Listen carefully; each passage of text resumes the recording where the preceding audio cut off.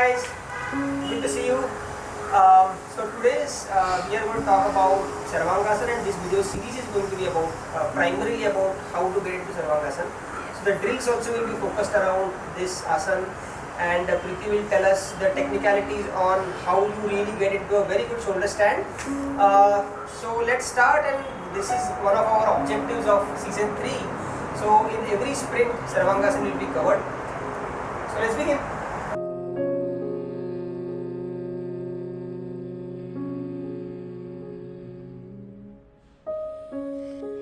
Vande Gurunam Charana-ravinde Sandharshita Swatma Sukhavabodhe Nishreyase Jangalika Yamane Samsar Halahala Moha Shantye Abahu Purushatkaram Shankhachakra Siddharanam Sahasrashir Shwetam Pranamami Patanjali. Om.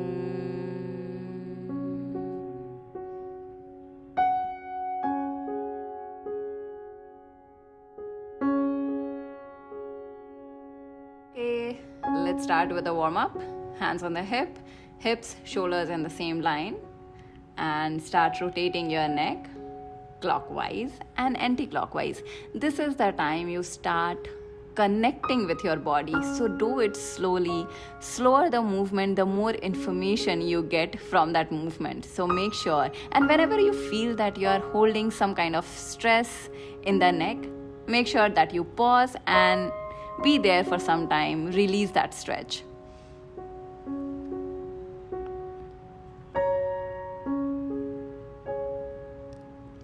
And start in the other direction now. Anti-clockwise, we'll do 5 times again. Make sure that you are not moving the shoulder, only head is moving with the help of your neck around it.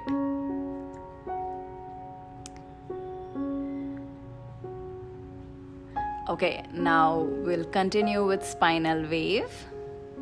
This is a very important movement to learn articulation of spine, and it is going to help you with flexibility as well as strength, developing strength in the spine. And the intention of this exercise is to learn to articulate, move one disc at a time. So tuck your chin to throat and then start as if you are rolling the mat. And when you are getting up, then imagine that your spine is an engine, and spine is a train and head is the engine of it. So the way you will move your head, your each and every disc is going to follow your head. All right? I hope I'm clear. Okay, let's continue. So as Preeti said, imagine it's like a wave, right? The like waves of the sea. Now let's do the other way around. So start from your hips and come up from your head. So when you are going down from your hips, first take the hips back, arch your back, and go one disc at a time down. And when you reach down, then you round your back and then slowly come up. So very important, the waveform is important. Don't just go down and come up, like you used to do your PT in schools, right? It has to be very wavy and should look, you should be able to understand how your spinal cord is rounding and stretching. It's very, very important.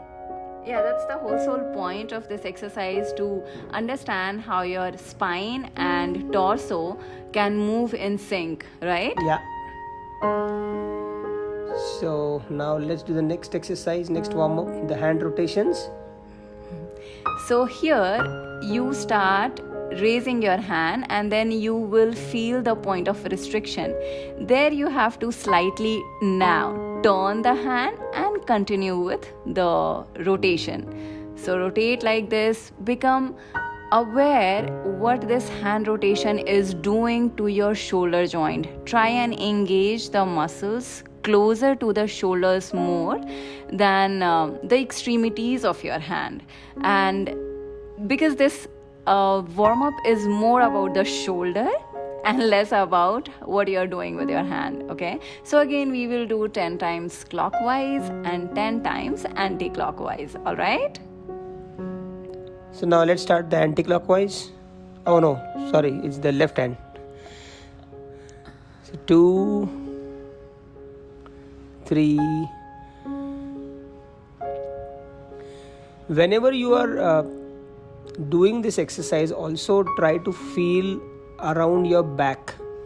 So your the back of your shoulder. So when this is a warm up, so you're opening your shoulder also. Yeah. So you have to see that with every rotation, try to see if your range of motion is increasing, or at least you're challenging your range of motion. Another important point here to that you need to consider is that you are not moving the shoulder backward, not taking the shoulder backward when you are taking your hand back, right? So your shoulders need to be in the same line. Okay, so that is one point. Another is, do not force yourself to achieve better range of motion than you have today. Please respect the limitation, because these are warm-ups, so it should feel like you are opening up the body without forcing anything on your body. These movements should feel, my teacher used to say that these movements should feel like a massage.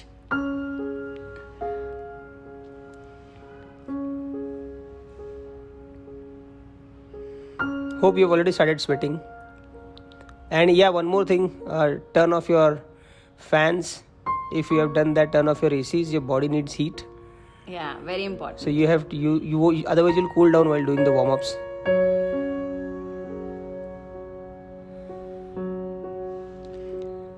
And another thing that really helps with a very quick warm-up is taking a shower before your exercise.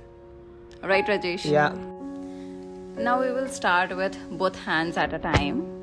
Especially in this one, there are chances that you will arch your back without noticing, of course. But please do not do that. Keep it isolated to only shoulder movement, keeping the spine in a neutral line. You will also observe that the range of motion is reduced, and that's okay. Focus on your shoulders and the backside of the shoulder when you're doing this, so that you'll try to understand the range of motion. Now we'll open the hips. Try balancing on your legs. Ideally you should balance, but if you're not able to balance, then hold a chair or hold side of the wall. Yeah. And try to rotate. So here the movement will be initiated from your knee. So try to keep your knees in 90 degrees and isolate your hip flexor and the glute joints, so that you get that hip opening feeling. Here we are trying to move the leg around the hip. So make sure that you don't move the hip. Okay, it's like ball and socket movement. Isolate your hip and move the leg around it. Again, we are following the same thing, that you are moving the leg in clockwise and anti-clockwise. If you do it slowly, you will understand how your hip flexors are working, how your hip extensors are working. At the same time, you are getting to work on inner and outer thigh. Okay, now comes the knee. So keep your knee static and rotate the leg, that the part that comes after knee, around the knee. And that is the golden rule of warming up any joint. The joint that you are trying to warm up will be static, and the body part after it is gonna cover the whole range of motion around the joint. I hope I'm not getting too technical. The whole point is that only keep the joint moving. Apart from the joint, your body should be should not move. Yeah. Articulate, focus on only the joint. Objective is to loosen it, warm it up, so that you will be able to load it when we start our yoga exercises. So this year we are warming up our ankle joints. Now let's get into a tabletop. Just warm up your wrist because we are gonna practice chaturanga, and it's very important. And I feel wrist is quite ignored joint that we don't really consider even warming up, but very important. So occupy as much space as you can with your fingers, means fingers wide open, and press the wrist, the palm, whole palm, including your fingers, press them very hard on the floor, and move your shoulders back and forth. Again, I am turning my palm backward where my fingers are facing me. Again, the same rule. Keep your fingers wide open, press the base of your wrist, press the base of your finger and the tip of your fingers, and here move backward in order to stretch your wrist. Move around 8 to 10 times. And now the back of the palm should be to the floor. Again, open your fingers. And this is a very tricky movement. Many of you might not even able to straighten the elbow here, and that's completely okay. Please respect your limits and just try to straighten your elbow. But those of you who can straighten the elbow, try and move back and forth a little bit. Today is gonna be about warming up the core, setting the core in with an intention to try inversion. Okay, so get into Navasana. We have done this before also, so I'm sure you'll be able to do this. And straighten your back, straighten your legs. If at all you feel that your spine is getting compromised, then bend your leg. Hold for 10 counts. 8, 9, 10, and drop. Take 10 seconds break.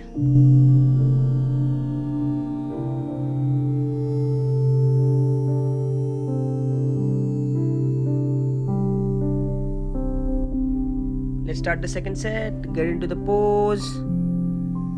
And yes, 1, 2. Keep your back straight, keep your feet active.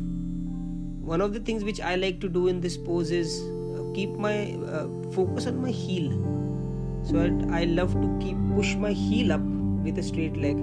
That helps me to, as a counterbalance, helps me to keep my upper body also straight. 9, 10. Take a 10-second break. Okay, I am telling you, this pose is very challenging for the core.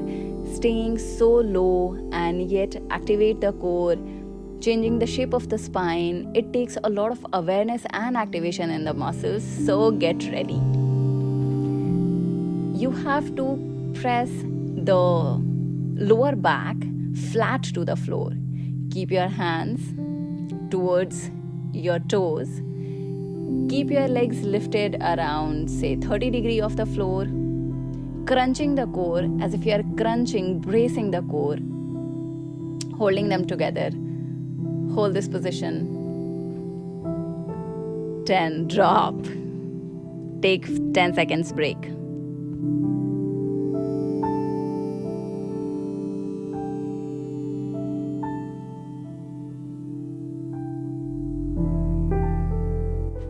Let's do the second set. Get into the pose. This is also called a low boat. 2, 3, 4, 5. Legs around 30. Back also is not totally on the floor. 8, 9, hold, 10, and you can drop. Take a 10-second break. So, as a beginner, I know that most of us think that only that six-pack muscle is the abdominal muscle, but let me tell you, that is the most superficial abdominal muscle. The stabilizer core muscles are TVA, transverse abdominis, and that's what we are going to focus in this exercise. So lie down, bend one leg, and then the other leg you have to keep squeezing to the chest alternately. 3, 4, 5, down. Take 10 seconds break.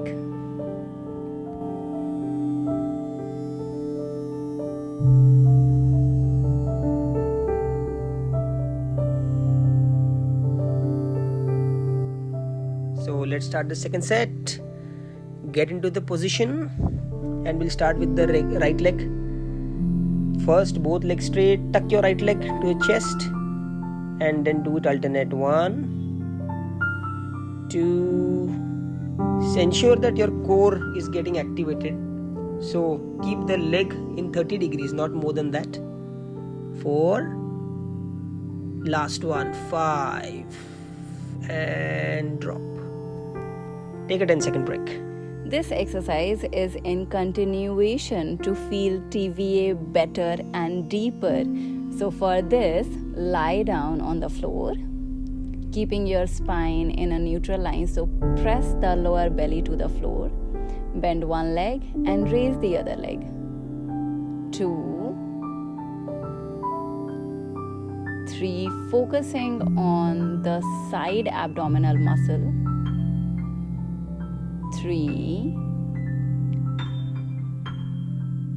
4, 5, and switch legs. I know my counting is very bad. 1,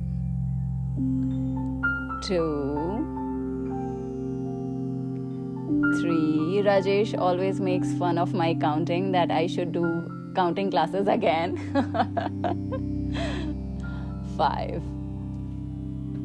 And drop. Take 10 seconds break.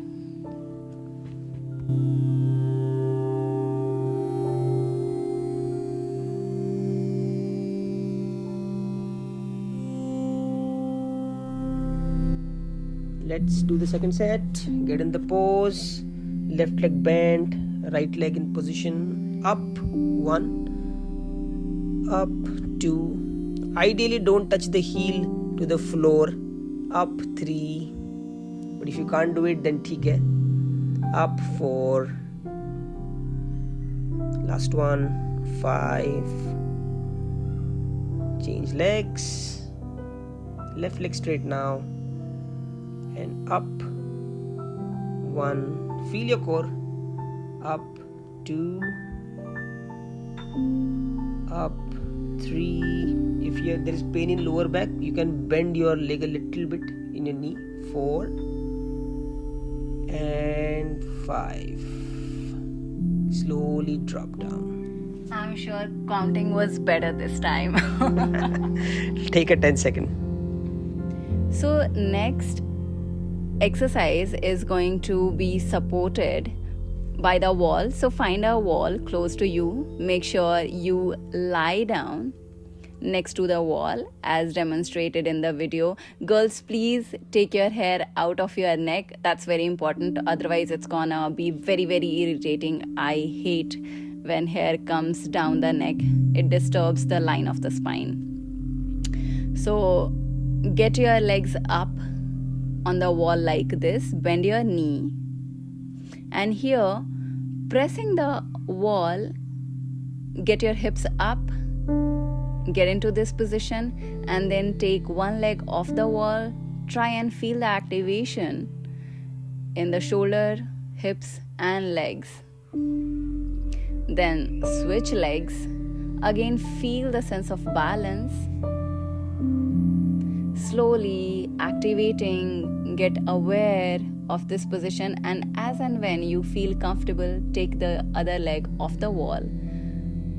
Try and balance in this position. It may take time, but make sure that you be easy on yourself. Please do not force.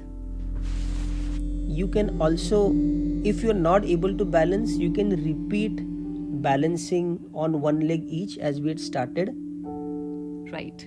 And whenever you are in this position, ensure that your it's also called a shoulder stand, so ensure that the weight is on the shoulder and not on the neck, otherwise you might end up hurting your neck. Okay, now you can get out of the position slowly and rest. Or may repeat as many times as you want.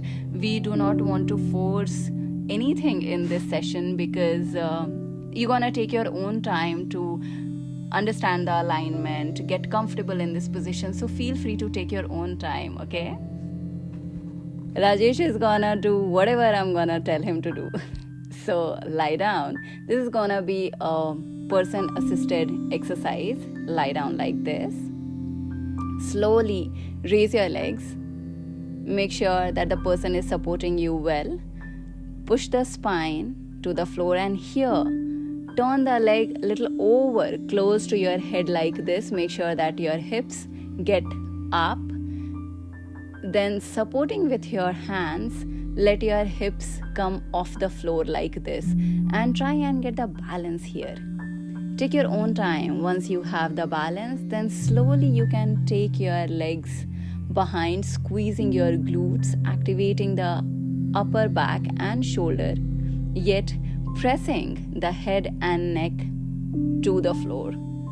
Once you feel balanced, please hold this position.